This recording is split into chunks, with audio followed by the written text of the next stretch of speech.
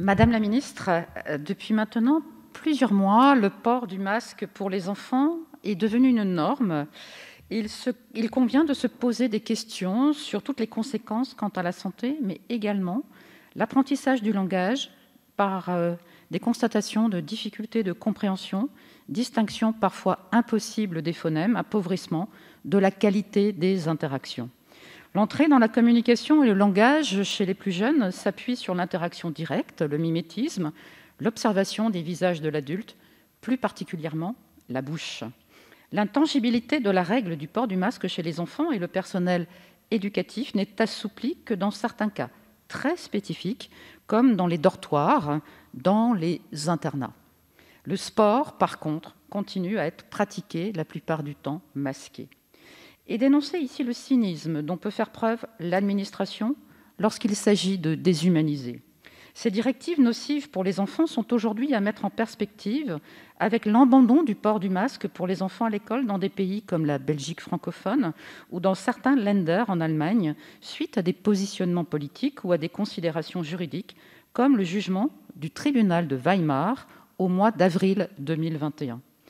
J'appelle ainsi à vous, Madame la Ministre, qu'il n'est pas ici la question de remettre en cause l'utilité que peut avoir le port du masque dans certaines configurations spécifiques pour les adultes, mais bel et bien du déséquilibre dans la mise en balance entre les enjeux sanitaires très limités pour les enfants d'une part et l'apprentissage du langage et ou de la lecture chez ces derniers. Donc il me semble qu'il y a une nécessité impérieuse de réadapter ces mesures suite aux multiples appels du secteur de l'enfance et de la petite enfance au regard des conséquences tant psychiques qu'éducatives de ces mesures administratives. Je vous remercie. Merci. Madame la ministre, vous avez la parole. Merci. Madame la députée Martine Vonner, permettez-moi de rappeler 2 éléments clés. Tout d'abord, pour qu'il y ait apprentissage, encore faut-il évidemment qu'il y ait un cadre. Et la France fait partie des pays qui ont eu les écoles les plus ouvertes depuis le début de la crise sanitaire. Par ailleurs, l'obligation du port du masque pour les enfants ne court qu'à partir de l'âge de 6 ans et se fonde sur plusieurs études scientifiques. La France n'est pas le seul pays d'ailleurs à avoir pris cette mesure. C'est le cas de l'Italie, de l'Espagne, de la Grèce, de l'Autriche, pour ne citer que ces pays. Et c'était le cas dans toute l'Allemagne, avant que celle-ci d'ailleurs ne ferme ses écoles. La fermeture des écoles lors du premier confinement a généré de nombreux problèmes et inégalités sociales qui se sont accentuées. C'est pourquoi la France fait le choix de maintenir autant que possible ces écoles ouvertes afin de préserver cette éducation pour tous. Pour ce faire, face à la circulation du virus et des variants, nous avons mobilisé et mobilisons tous les moyens le permettant. Réalisation de tests salivaires, respect des distanciations, port du masque en classe, car il demeure un risque avéré de transmission du virus entre les enfants, et notamment dans des lieux clos et des zones de brassage de population. Tant la Société française d'ailleurs de pédiatrie, en accord avec les recommandations de l'OMS, que le Haut Conseil de la santé publique se sont prononcés en faveur du port du masque chez les enfants de plus de 6 ans. Dans son avis du 29 octobre 2020, cette instance a indiqué qu'il n'existe pas de contre-indication dermatologique, pneumologique, ORL, phoniatrique ou psychiatrique au port du masque. Pour autant, l'obligation du port du masque dans les établissements n'est pas absolue.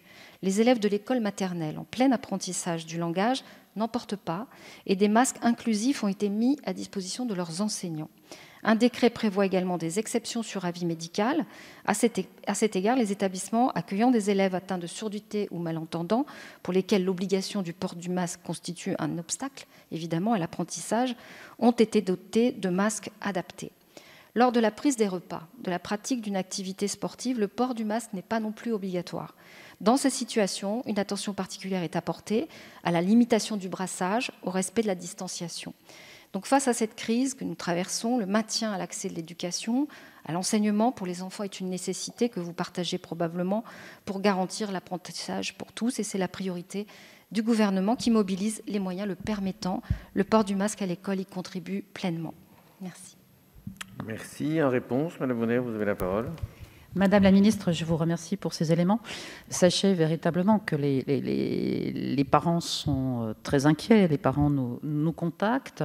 Vous avez cité la Société française de pédiatrie, mais elle a aussi poussé un véritable cri d'alarme face à la recrudescence de la consultation des tout-petits aux urgences pédiatriques, mais pour des motifs psychiatriques, et avec la constatation pour la première fois d'enfants qui vont tellement mal qu'ils passent à l'acte vers des tentatives de suicide.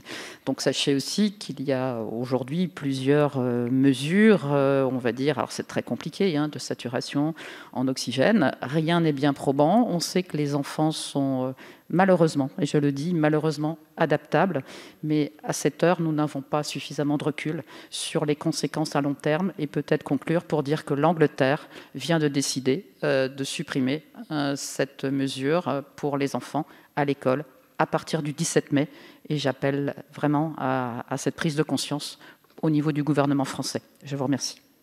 Merci.